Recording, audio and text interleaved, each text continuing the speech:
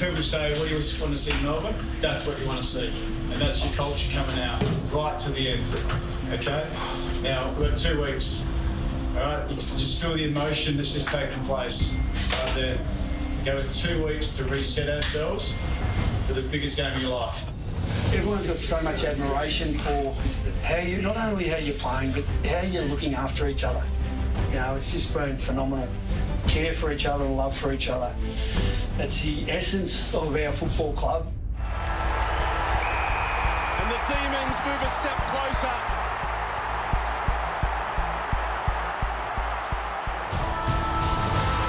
It's the underdogs.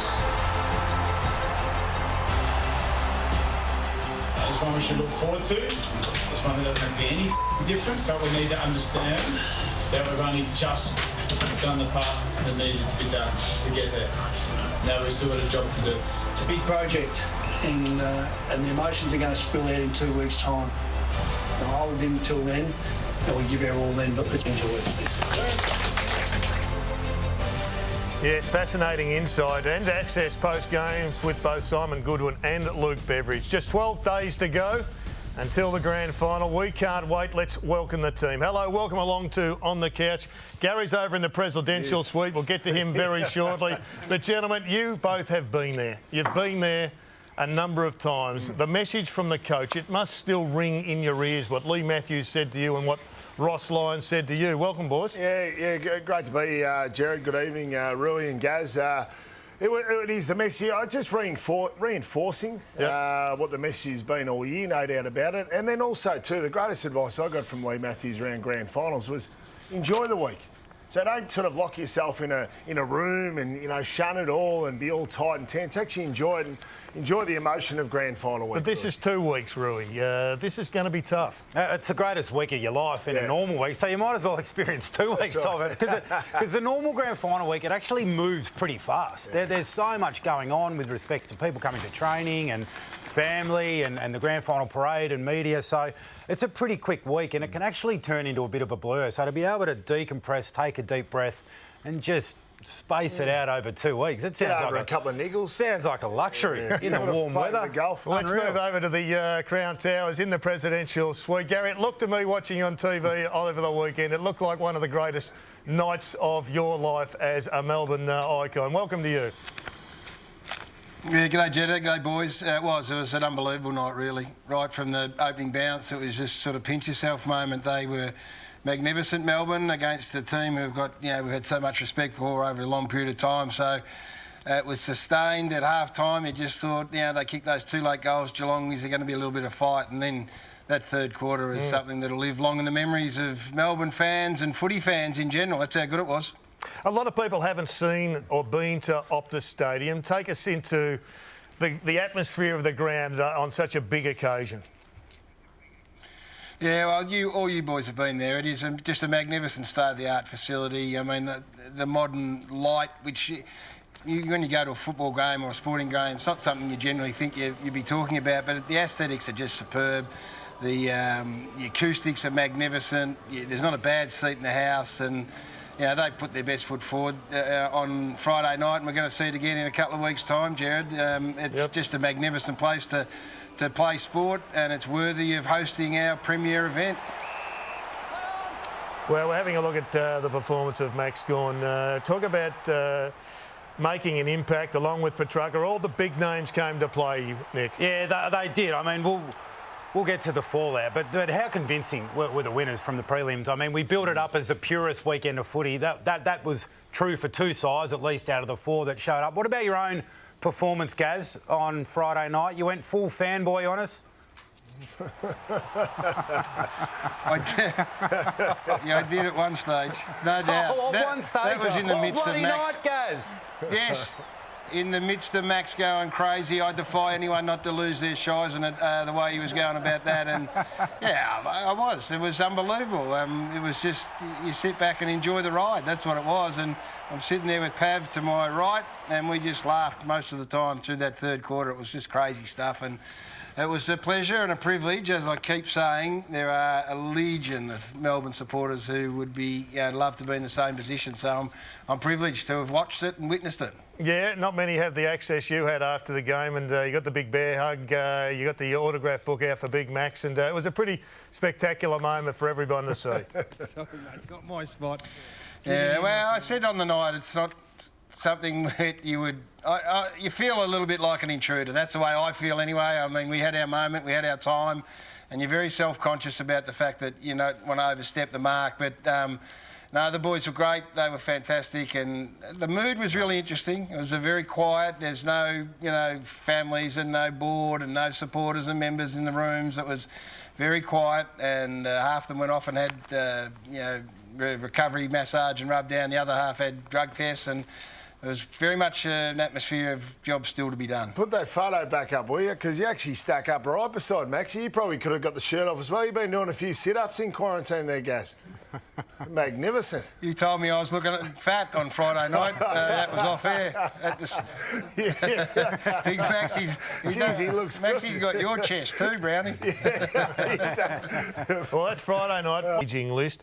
I think what happened to Geelong confronting two really poor finals performances interspersed with an OK one, but lots of questions now confronting Chris Scott, confronting the new CEO. I think Lee Matthews said during the week they have to ask themselves the question, is Chris Scott the coach for the long term?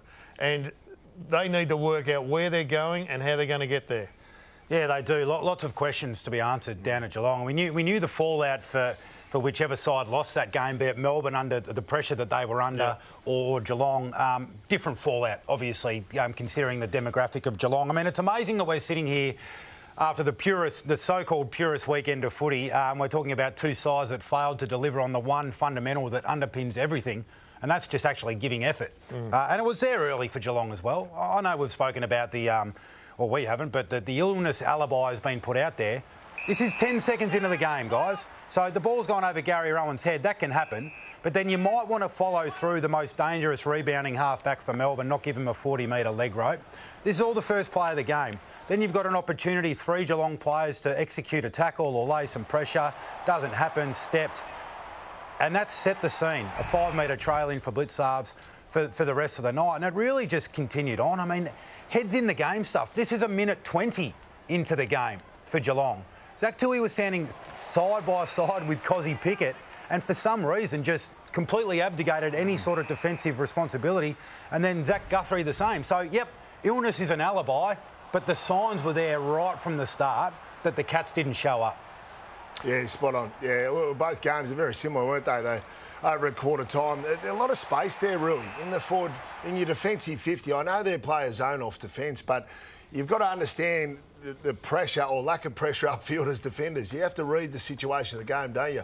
And then put heat on the back of your opponent, who is the forward. This is a demolition. I've never seen a game of football like this. So they conceded 101 points from clearances, which the next best this year from any other team was 44 points. So that was unbelievable. The most conceded by a team in 10 years there. They've got an elite midfield.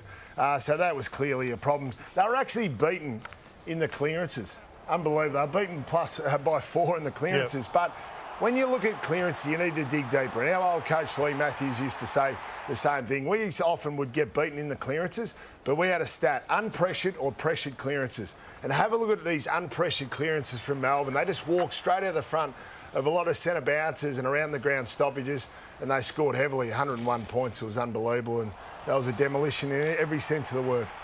Yeah, they've been exposed in a couple of areas. Melbourne didn't even need their transition game as much as they normally do because of this domination, Gary.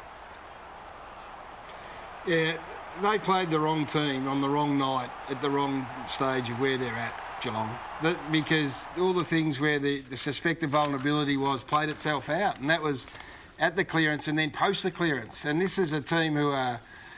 right now, as fit and as hard as they've ever been. They've got great runners. They've got great spread from stoppage, and all of a sudden you've got a Geelong side whose midfield has been there. They've been that side that have put others to the sword over a long period of time. But it's just they've just on that night they come up against the wrong team and you throw the illness stuff in, and I'm not making an excuse, but that doesn't help.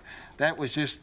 Everything collided, and that's what we saw. So we'll pay Melbourne due credit, Gaz. Obviously, they were They were clinical. They were absolutely unbelievable. But do you think, based on the vision that we've seen, that Geelong actually gave themselves a chance to be in the game from an effort point of view? No, they weren't, and they weren't allowed to, Rui. I mean, being there, the closing speed, the closing pressure that Melbourne applied to Geelong, and all those pictures are great, and I saw them all live, and you're absolutely 100% right. But they just looked like they'd come to the end of this campaign, and the longer it went, the more exposed they were. And again, you know, I'm not so the 6 or 7. I believe that they're crooks, and that wouldn't have helped. But yeah, they were smashed in every aspect. And we'll talk about the Dogs and the positives for Melbourne coming up. Their hardness around the footy, Melbourne, on that night watching it was scary good. Yeah, it's ferocious. No more harder player than Joel Selwood, and yet once again, I think he was symbolic of an era just about coming to an end. And there's some question marks about how his role needs to change, how Dangerfield's role also needs to change. Yeah, and Joel was given the role on Oliver, and you can see, I mean, he did as much as he possibly could, Joel, with what he's got left in terms of his physical assets. I mean, he's a warrior, he's tough. This was great. This was great selfless play. Heads in the game stuff from Petrarca. He's like, hey, don't let Selwood follow you around. You go to Menegola, my man. We'll create some confusion. All of a sudden, Selwood's ends up on Petrarca. I mean, he doesn't have the leg speed to be able to go with him. Where do you think he's at, Gaz? Joel, I mean, there are no bigger fans of him than all of us sitting here, and the way he goes about it, and he's a warrior. Where's he at? Yeah, but this is why we sat here last week and, you know, threw up whether he would go to Oliver. And I reckon Melbourne sat there and going, gee, I hope so. Because we're talking about 34-year-old Joel. And Oliver is where Joel was 10 years ago as one of the best 3 or 4 midfielders, hardest running, gut running. So the Father Time gets everyone. And Joel tried his guts out. He was as hard again during the night, but his legs just won't take him. And the separation again and the spread. So Oliver and Petrarca are Selwood and Dangerfield 5, 6, 7 years ago. They're at the absolute peak of their physical powers, and Joel just couldn't go. So in 2010, Chris Scott took over, and he didn't change everything. He just tweaked a little bit. Are they in that position where he needs to tweak Brownie, or is he in a position where, for the betterment of this footy club, he needs to go a bit harder? Where does he take them? Look, they're committed to this path, no doubt about it, obviously getting Jeremy Cameron in, OK? There is comparisons made from 2010 to the 2011 Premiership. Yep. Stark differences, though, in my mind. The problem with the current group, all your talent is in the older part of the group. So in 2010 prelim final, there was 4 under-25s that night. Hawkins, Selwood, Varco and Taylor. 2 of them have already been All-Australian. And there's the comparison between the two sides. Absolutely. You look at the players, 6 under-25s played for Geelong on Friday night. Yep. These are the names: Holmes, Myers, Henry, Close, Radaglia, Zach Guthrie. All struggling, apart from Henry and maybe Myers, to hold a place in the side. So for me, that's the concern. What's coming up from underneath? So yes, he does need to pivot and play some younger blokes and get more game time into those guys. But is the talent there? Is the Selwood there? Is the Harry Taylor there? Is the Tom Hawkins there in that under-25 group? The jury is still out on those names because we haven't seen enough of them outside of maybe Jack Henry. Rui, if you were going to tweak it and hang in there, as appears to be the case, surely he's got to address the lack of run through that middle of the ground, the back end of the front end run. Yeah, I think the smashing could be a blessing. I really do in the end, because if you play it out to a 15 or a 20-point loss and you fall into, well, gee, are we still close? Are we still close enough where we can roll it out again and try again and we might get over the top? No, I think it's a big enough reality check to now make meaningful change. Doesn't have to be drastic change, but meaningful change. Whether that's personnel, game style and system, I would imagine a combination of the lot. Yeah, absolutely. But I think that has to be the epiphany for Chris Scott and the Cats to make some more run, don't change. They need to get some more run. Look at the Bulldogs, Melbourne and Richmond of the last few years. Their style needs to catch up to that. Gary, Chris Scott, where does he take them? Yeah, well, I think he also was shell-shocked, as he said after the game, we'll sit down. But the recruiting, and you go back and they've been as good as anyone in the competition, but then you go back and do what they did. They got Smith, who's been great, and Higgins. Now, then you're sort of obligated to play both those blokes, and that's at the expense of a younger kid getting game time. And now you've gone through another 23-week season where there are players that haven't been able to get game time because you've, lumped on a Sean Higgins, for instance, coming back into this side. So I think it's a pretty substantial one. They could go to the well again next year with what they've got, with those 30 pluses and 29 pluses, and they are so good and they play so well down in Geelong that they can finish in the top 6 again and compete at this time of the year again. But can they get to where they need to go with that group? And I don't think they can. So that's the decisions they've got to make. We'll give the 2021 version of the Cats a tick or a cross, Gary. Yeah, well, the fact is they contend again. They put themselves in contention again and get themselves into the top 4, which is, I mean, from a Geelong supporter's point of view, they sit back and go, well, that's not a bad place to be. I thought Henry was in the back half, was one of their really keys, and Tom Hawkins continues to play footy that, we're talking about age. He's one that defies age. And then the age demographic is also their problem at the other end of the spectrum. Finals failure again with you. You can dress it up any way you want, but that's staring them in the face, and continuation of what Brownie talked about. So when you're looking at one end and you're going, OK, we're coming to the end of a glorious run, where is it that's coming underneath? Have you got something that's A grade?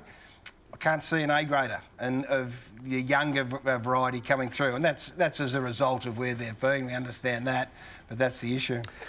Well, they're the prelim final losers. Up next, it's a bit easier. We go for the winners. The D's and the Dogs, last time they played in a grand final was 1954. And they're going to do it again under two very different set of circumstances. What a final it's going to be. It's a long way away. We'll have more to say next week.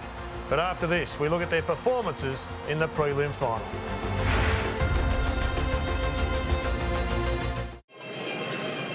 Would you ever forgive yourself if there was an injury? And would you ever forgive yourself missing, if you didn't play, would you ever forgive yourself missing the birth of your children? It's an impossible situation, Ed. Oh, yeah, obviously I knew at some point I'd come to a crossroad, and that was probably in the last day or two, really. I was relying on the result last night and obviously the health of the team, and fortunately for them, that went in their favour. Unfortunately for me, from a playing perspective, not so much, but I could not be happier, to be honest. I'm comfortable with the decision I've made, and I'm absolutely pumped with where the club's at.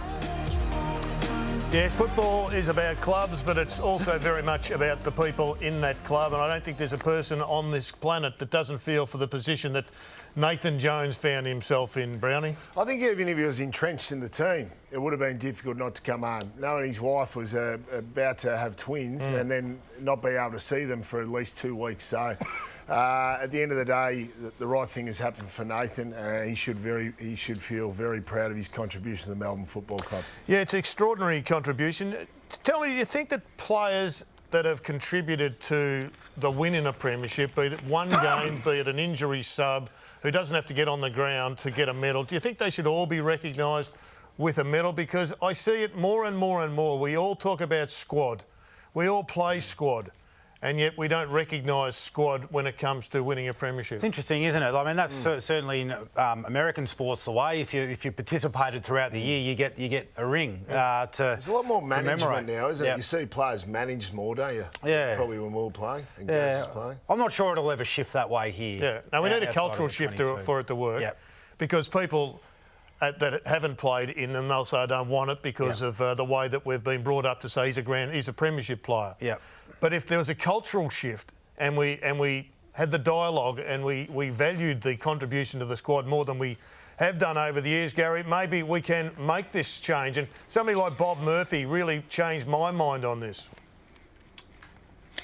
Yeah, I think you can get to the stage where you'll get a premiership something, but the players are still going to be the players, Jared. And as much as I understand where you're coming from, they know, and the players that don't play know that there's a difference between the two, and that's just that's the way it is. I think recognition for the whole group, of course, but there as a 22 or 23 players, everyone knows they're different. There's every chance there's going to be 2 guys next week or there'll be one guy that doesn't get on the ground. Doesn't get on the deck. There's every chance. It's been a very different build-up. Normally we have the bye beforehand when we introduce the bye. This seems unusual to me.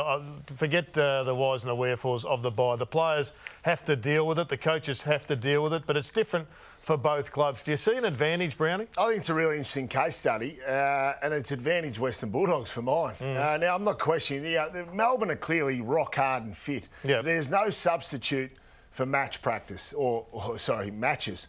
And unfortunately, Friday night, I might alter my opinion slightly if they had a hard match Friday night, but essentially that was a glorified practice match on Friday night. Some Geelong players were sick and they absolutely demolished them. So not to downplay that performance, they're going to play one game in 28 days. So the deconditioning aspect is a concern for mine, whereas the Bulldogs, they need the break.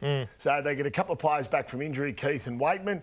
Obviously, Stephen Martin will be freshened up after his first game back, and they look like they're peaking nicely, and a little freshen up for them will be perfect. So ultimately, we have to wait 2 weeks to find out, but that's a little concern for me. So the Demons conditioners, they're going to be absolutely have to be on their A game for the next fortnight to get these guys in ripping nick. We'll only know whether it was helpful or not retrospectively, I think. When for the winning club, they'll have found little wins in it somewhere along the line, and for the side that loses, they will have done something wrong. So 2010, when we lost the replay. That's right, yeah. So we didn't go to our after-match function. Collingwood did go to their after-match function. And that many people want to draw the correlation between those two decisions, and one was right and one was wrong because of the result the next week.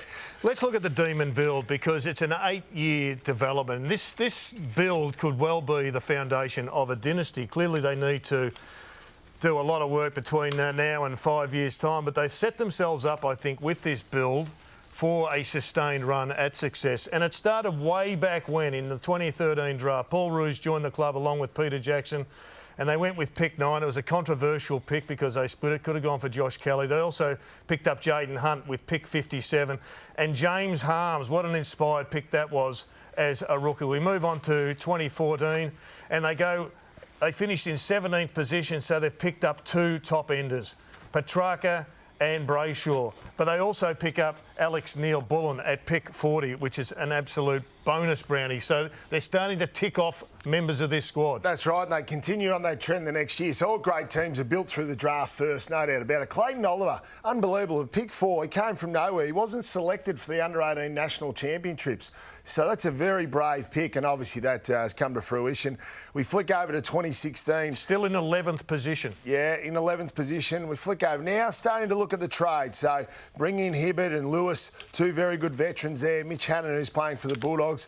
They need some experience, leadership and culture. That's when they're starting to build for the next stage, really. Yeah, and they're starting to get the results on the ladder. So they go to 9th, and now they start actually the targeted recruiting. So Jake Lever, a big player within this. Harrison Petty, still nailing their picks. I mean, all 3 of those guys are going to play significant roles, move to the next year. This is when they had their spike, maybe premature, a little bit before their time, but certainly learn a lot from the experience. Again, the targeted recruiting, nailing your picks. You can see they're not just acquiring talent when you move to the next one as well. It's not just acquiring talent, it's building the bones of a team. It's all lines, it's all types, and they just haven't missed over this past 6-year period. Yeah, and then the final nail, Brownie. Yeah, final nail, and then that's right, Ben Brown. They cleared that. That was a need of theirs. They weren't sure. They need some support for Sam Wiedemann, but Ben Brown comes in. It's taken all the way to the final series, but that's starting to pay off as well. Inspired move. And don't forget about young Jake Bowie, who's added some run and some class into the back half. I've really liked his inclusion. So, Gary, when you look at this draft build that started with Paul Roos, when Gillum McLaughlin went down to Lamaros and convinced Paul Roos that he was the man, there's just 3 players left on the list that were there when Paul Roos started. Max Gawn, McDonald and Jack Viney. It's an incredible turnaround. It is, and I just think we should also, there's some retrospective assessments in it, not amongst from our boys. They got heavily whacked and criticised for many of those selections. The Stephen May and Lever, I mean, for years they sat there and said, what a waste, how much money you're throwing at these blokes. One's a drop-off defender, it won't defend, and one's drinking pots in the beer garden. So they held their nerve. They continue to pick the eyes out of the... I think the top 10 picks are always whatever they are. It's the Spargo picks, it's the Neil-Bullen picks are the ones that I reckon separate the really good recruiters, and they've got them right. Just quickly, though, where did the Oliver one come from? Because he didn't play in the under-18 national champs. He went to pick 4. Yeah, no, they loved him, Brownie. He was a Bendigo boy that moved to Shepparton, and just the penny dropped as the year wore on, and started out as a little fat tubby fella, and by the end of it, he won the Morris Medal. Came from nowhere, won the Morris Medal, and they looked at him and said, "There's a bloke that can play a bit." So you're absolutely right, Gaz, on the recruiting, because a lot of it was questioned. But the only reason now we sit here retrospectively and not question it is because of the adjustment to the culture. Yep. So who's responsible at Melbourne for the changing of the culture? That's such an important piece of it, because it's a selfless culture, and the system and the game plan that allows these blokes to actually play and play well. They're such important pieces to be able to tick off in the recruiting retrospectively. Yeah, so I just would jump on Simon Goodwin here, and we can do it with Luke Beveridge as well, who I think gets his just desserts and plaudits. Luke Beveridge, I reckon when the team struggles, Simon Goodwin's the first one that cops it in the neck, and yet, you know, when they've had some degree of success, we're a bit slow to recognise. I think he absolutely sits at the top of that. And he said something to you boys pre-game, which I was listening to at the time and picked up on. He said, you asked about how they're going to cope or how they would go, and he said, look, we'll just be us. Just be the way we've been all year, commit to the contest, defend really strongly, and then this is the bit that really struck me. He said, and the game will be ours. So, and you picked up on it really straight away. You said that was a really, such a positive vibe coming out of him. I think he's been just extraordinary. He talked to the Melbourne players about the way he goes about it. He's a relationship builder. He's not a ranter or a raver. He's deep. He's invested in them as players and people, and that's, there's a bit of Beveridge mantra and all that. And now I think he's on the cusp of becoming a legend of a footy club if he's able to get a result in 2 weeks' time. Well, it's a dynasty chance, because there's not one player on that list that's played 200 games going into the finals. And the Western Bulldogs have got a similar story, Brownie. They won the flag in 2016, but there's been 5 years ago, Jerry. It's been such a turnover. This is astonishing. 15 players could play in the grand final that didn't play in the 2016 grand final. That is unbelievable. This would surprise a lot of people. So clearly their additions through the draft. So, 6 quality players there. Dale was an All-Australian. There's All-Australian talent all the way through there. No doubt about it. Certainly potential. We flick over to the next part, the additions through the trading. So good players have come in there, and they've all been able to fill holes and but what about Taylor Duray? He's really come from the clouds. That's been a one from outside. Josh Shackey was terrific on the weekend. And then have a look at the other additions that have come from the VFL or the rookie draft or the mid-season draft. So great pickups. It's amazing that you could have 15 of those blokes that haven't played in that grand final. Well, the Demons game... So that's coaching comes down to it too, doesn't it? Yeah, just quickly, that's a Beveridge trait as well. I mean, you can get them in and you can pull them from everywhere, as you see in VFL, rookie, mid-season draft. But that's Beveridge's ability then to find out what it is they're about and turn them into grand final players. He's one coach that's not afraid to spin the magnet, certainly in-game, Gaz, and he's not afraid to keep the selections moving. Yeah. He'll have 3, 4, 5 changes regularly and think, this will unsettle a team too much, but he's giving experience to his whole playing list for these times of the year. So we've looked at the build. It's had its ups and downs, the Melbourne build over an 8-year period. But there was a time last year after a really bad loss, it looked like it was falling off the cliff. But they got together in the hub, and this rebound and this assault on a grand final and potentially a dynasty started late in 2020, and they finished really strongly. They did. Have a look at that. Amazing. So if you actually look at the form guide, if you're looking at a horse, you think, they're pretty good towards the end of their last preparation. 6-3, 127%. So they've hit the ground running, and I think that cultural aspect that really touched on before, I think the penny dropped the players. They went to work over the off-season, and I thought, how can we be more selfless?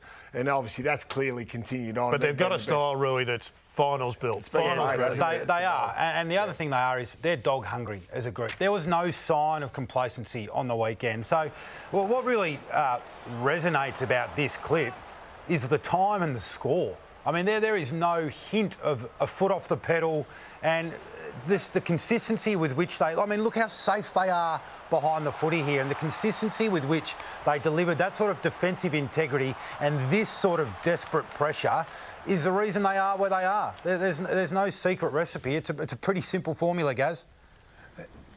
Yeah, and just on that, there was another, I should have got the clip out. It was a play really late in the game with about 3 minutes to go where one of the young kids didn't handball back to Petty, who was on the last line of defence, and elected just to kick down the line.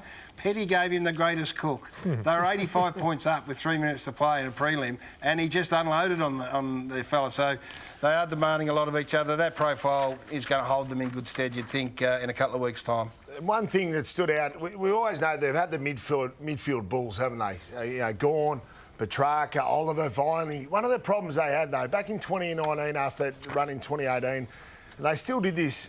How many times? You had $1 for every time we said, they're like bees to the honeypot, these Melbourne midfielders. Used to drive them mad. So this was some of your finest work a couple of years ago, Brownie. It was against Richmond this night. And how often did we see this in Richmond games, Jared? Well, they've gone to work this season, clearly, and on the back end of last year. And they've fixed up the bees to the honeypot. There's not as many bees going to the honeypot. There's a big honeypot, though. That's right. They're just balanced up nicely. So they're numbering off there, 1-on-1.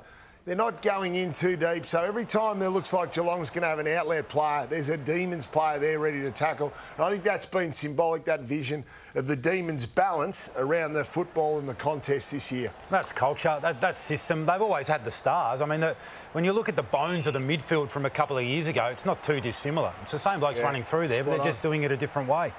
Yeah, there's lots to change and lots to look forward to for both clubs as we head to the grand final. Coming up next, though, and I'm looking forward to a prelim final edition of the good, the bad and the very ugly.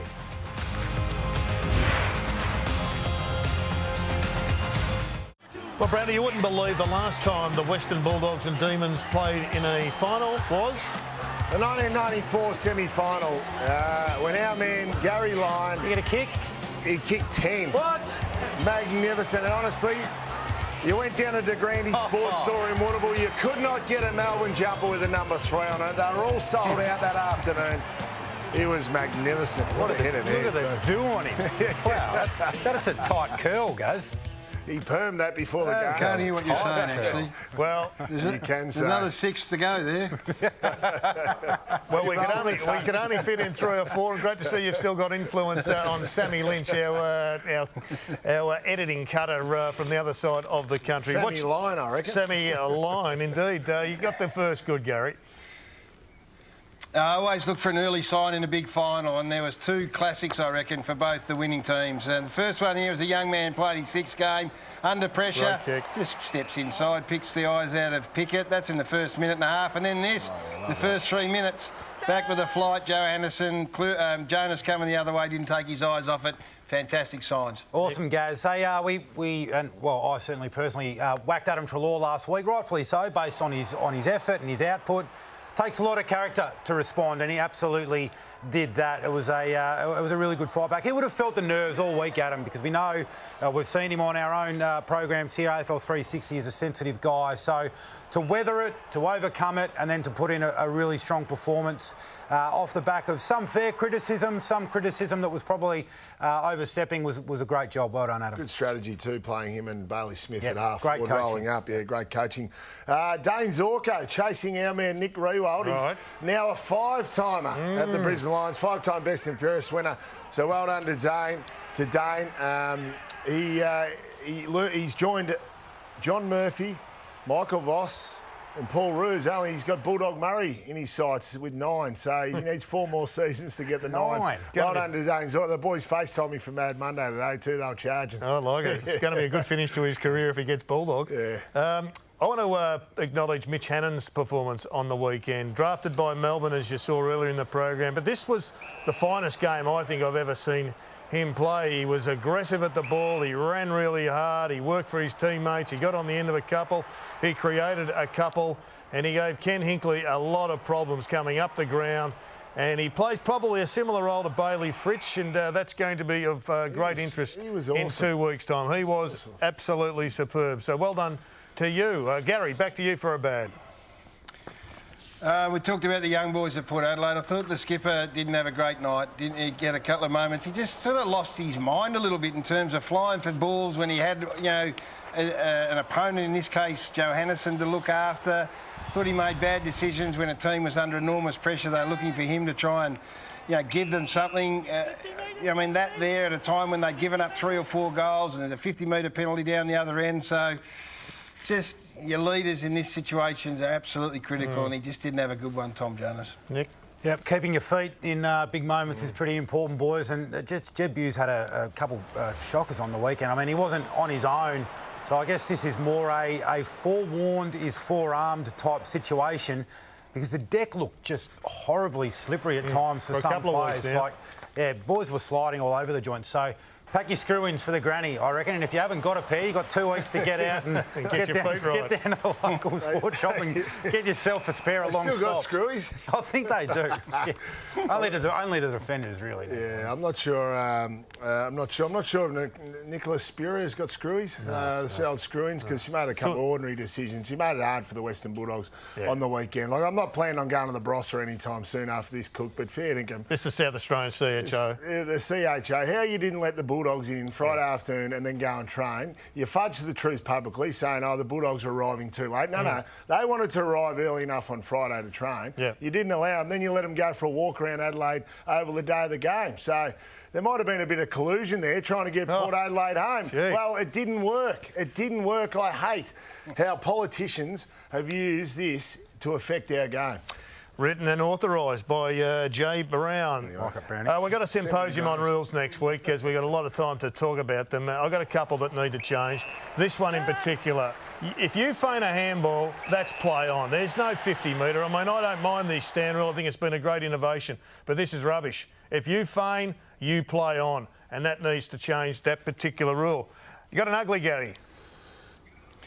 Oh, we talked about the Cats and whether they've got any good young kids coming through, like A-graders. So Zach Guthrie is one that they'd be relying on, and that's too easy in a big prelim, just getting pushed off the footy like that. And then a high ball in, you got a 2-on-1, you got to make some contact here. So that's just, it might feel sad, harsh on a young kid, but that's the way they've got to get better. We can't keep putting it at the feet of Dangerfield and Selwood and the rest of them. Go on, Gaz. My ugly is for the whoever's in charge of the NRL scheduling, because whoever thought it was a good idea to put the Melbourne Storm prelim up head-to-head against the AFL Grand Final was mad. I don't know if it was malicious or they were just being willfully ignorant, but thankfully sanity has prevailed and they've moved the Storm game back to 4 p.m. So sanity has prevailed. Nice little lead into the granny, boys. Absolutely, that'll be a great day, won't it? A good one. My inaccuracy is a bugbear of mine. I just hope it doesn't affect this guy and the Western Bulldogs come grand final day. So Aaron Norton, I love watching him as a player, but he's cost himself more points on the scoreboard through inaccuracy this year than any other player in the AFL. Let's hope he's got rid of all the bad shots and he saved them up for the grand final. Speaking of bugbears, I'm going back to the well one more time. Push in the backs. Are we going to have any chance of getting a push in the back paid at some stage during the year?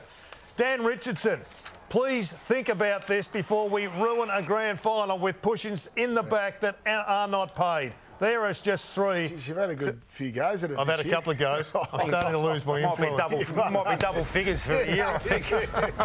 Don't forget 2 o'clock, the big day, Saturday week. It's grand final day on Fox. It starts at 2 o'clock. It's the monster coverage, and there'll be plenty of pushes in the back afterwards. I can give you the strong tip, but don't forget the big day starts here on Fox at the Cray Pot at 2 o'clock.